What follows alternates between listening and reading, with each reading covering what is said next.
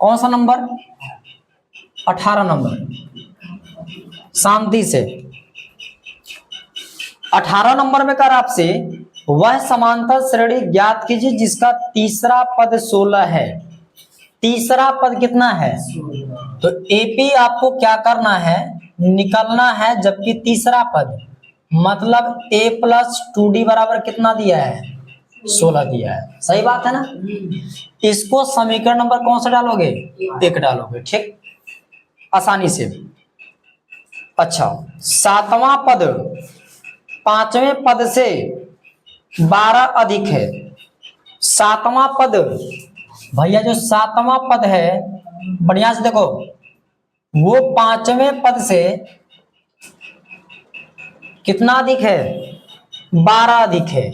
तो तुम ये बताओ, जितना पद अधिक लोगे उतना संख्या ज्यादा होगा। तो सातवां पद इस पद से कितना ज्यादा है? 12 ज्यादा है। ठीक, चलो भैया निकालो। तो ये सातवां पद के लिए क्या लगाओगे? a प्लस 6d माइनस पांचवा पद के लिए a प्लस 4d बराबर 12। ठीक, तोड़ दो। a प्लस 6d बराबर यानी माइनस का a minus plus minus 4d बराबर 12 हो गया। ठीक है, अब इसको तोड़ो थोड़ा। अब देखो आपके सामने माइनस से प्लस से गया, 6d में से 4d जाएगा कितना? 2d बराबर 12 मिला, तो d का मान मिला कितना?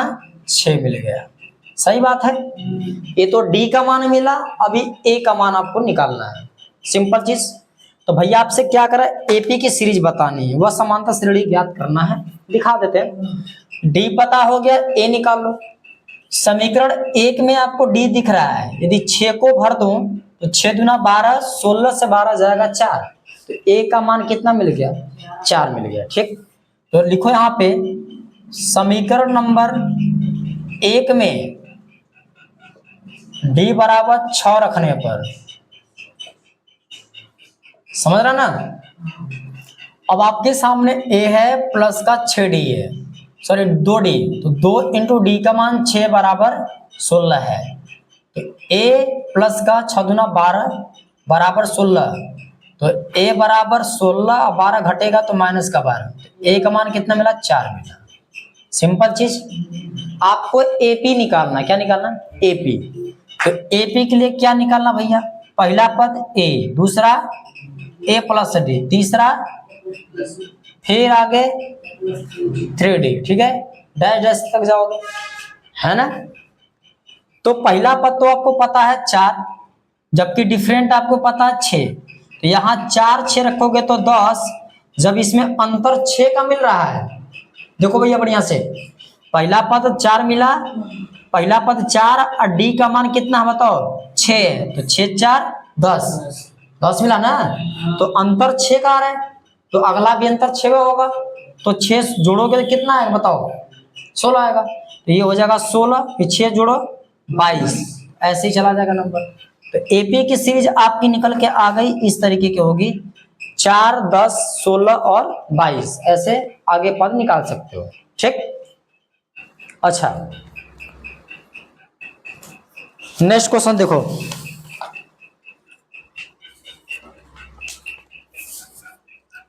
हाँ, क्वेश्चन नंबर आपका है 21, क्योंकि इसके बीच वाला का बता दिया हूं मैं। 21 को ध्यान दीजिए। 21 में क्या करना है? किसी समांतर श्रेणी के चौथे और 8वें पद का योग 24 है। चौथा पद, 4वां पद प्लस 8वां पद, 8वां पद, योग जब कहेगा तो दोनों को जोड़ देना, जितना भी जोड़ने के लिए बोलेगा। चौथा पद 8वां पद जोड़ करके कितना आ रहा है? 24 आ रहा है। इसको 24 लिखो। इसको और तोड़ो, चौथे पद को a प्लस 3d और इसको a प्लस 7d बराबर 24। a कितना हुआ? 2a और प्लस का 7 3 10d बराबर का 24। 2 से कट लगा लो तो कितना बनेगा तुम्हारा? ए प्लस का 5d बराबर का 12 बनेगा। सही बात है ना जी, बोलो। तो ये बनेगा आपका समीकरण नंबर 1। 2 से कट लगाओगे तो ए और यहां से 2 से लगाओगे भाग, 2 पंजे 10, 12 दूना 24। फिर आगे पढ़ो। तथा छठे और 10वें पदों का योग 44 है। छठवें पद प्लस कौन सा पद, 10वां पद, 10वें पद का योग कितना बताओ, 44 है। ठीक, तो छठे के लिए ए प्लस 5d, इसके लिए ए प्लस 9d बराबर 44। ए कितना हुआ, 2a, 5 और 9 14d बराबर 44। 2 से भाग लगाओ, 2 का भाग लगाओगे एक बार, प्लस का 7 बार, 2 से 22। तो आपका समीकरण नंबर कौन सा मिलेगा, 2। समीकरण 1 और 2 से ए और डी का मान निकाल लो। क्या पूछा था तुमसे, इस समांतर श्रेणी के प्रथम और 3 पद बताना है, 3 पद और बताना है। तो पहले समीकरण 2 और 1 को घटाओ। समीकरण 1 माइनस समीकरण नंबर 2, एक आपका ऊपर है ए प्लस 5d बराबर 12 और यह है ए प्लस 7d बराबर 22। माइनस माइनस माइनस ये गया, माइनस के 7d से 5 जाएगा माइनस 2d और 22 से 12 जाएगा माइनस 10। काटोगे इससे 2 बार में यानी 5 बार में कट गया, तो d का मान 5 आ गया। ठीक है, a का मान भी निकाल लो। या तो समीकरण 1 में रखो या तो समीकरण 2 में रखो। तो d का मान रखो, देखो यहां रखोगे d का मान 5, तो 5 पंजे 25, 25 जाएगा उधर घटेगा, तो 12 से 25 जाएगा माइनस का 13। तो a का मान कितना मिल गया, माइनस का 13 मिल गया। ठीक, 3 पद और बताने हैं, निकाल लो। कौन सा पद था आपका भैया, 3 पद। कितने पद बताने हैं, इस समांतर श्रेणी के 3 पद बताने हैं। तो AP का पहला पद क्या होगा, a, दूसरा पद a प्लस d, तीसरा पद a प्लस 2d, यही तो बताना है ना। तो a का मान आप निकाले हो माइनस 13। ठीक, और a प्लस d चाहिए, a का मान माइनस 13, d का मान 5, माइनस के 13 से 5 जाएगा माइनस का 8। ठीक, तीसरा पद निकालो, a का मान माइनस 13, d का मान 2d है, d का मान 5, 5 10, माइनस के 13 से 10 जाएगा माइनस का 3। ठीक, तो आपको AP कितना मिल गया, AP के 3 पद इतना मिल जाएंगे। ठीक है, नेक्स्ट कर लो। 22 नंबर क्वेश्चन है, ध्यान से। सुब्बा राव ने 1995 ईस्वी में, ध्यान से, सुब्बा राव किसी व्यक्ति का नाम है, 1995 ईस्वी की बात चल रही है। ठीक है, 1995 ईस्वी में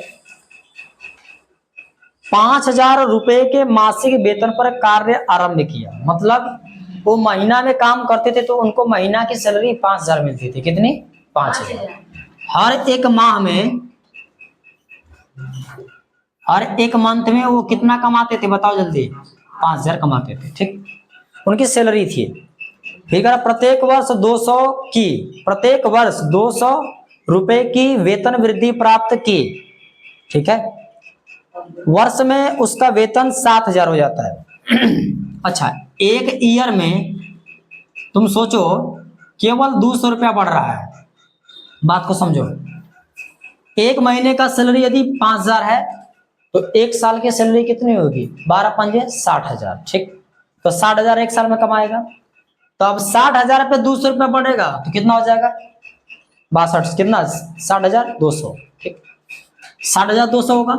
बढ़े साल पे 200 बढ़ रहा है, लेकिन महीने पर नहीं बढ़ रहा। महीने पर निकालेंगे तो 12 का भाग करना पड़ेगा 200 में। 200 केवल साल पे बढ़ रहा है, तुम सोचो।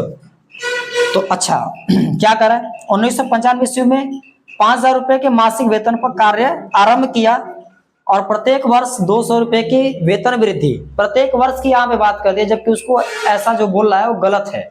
इसको कहना चाहिए था कि प्रत्येक महीने 200 की वृद्धि कर रहा है, जबकि ये महीने में आपको दिया है तो साल में मुझे निकालना पड़ेगा।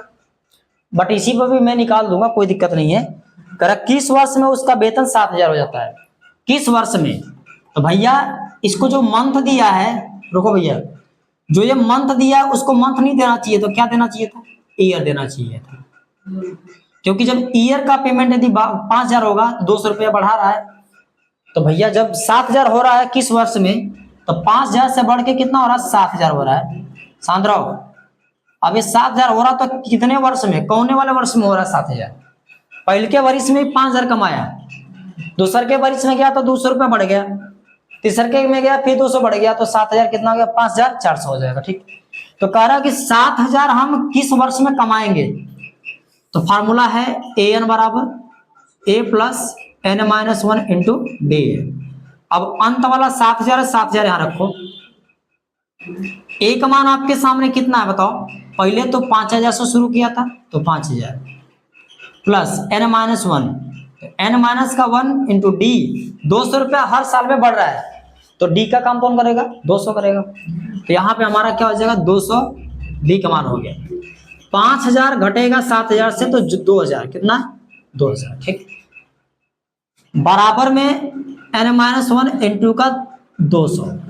ठीक है, कट करोगे इससे, 200 दहा में कितना हुआ, 200 दहा में 2,000, तो 10 बार में कटा और n-1 हो गया। -1 इधर आएगा, तो 10 प्लस 1 बराबर n, तो n का मान कितना हुआ, 11, यानी 11वें वर्ष में, 11वें वर्ष में 7,000 रुपया हो जाएगा, कितने का, 5,000 रुपया लेगा।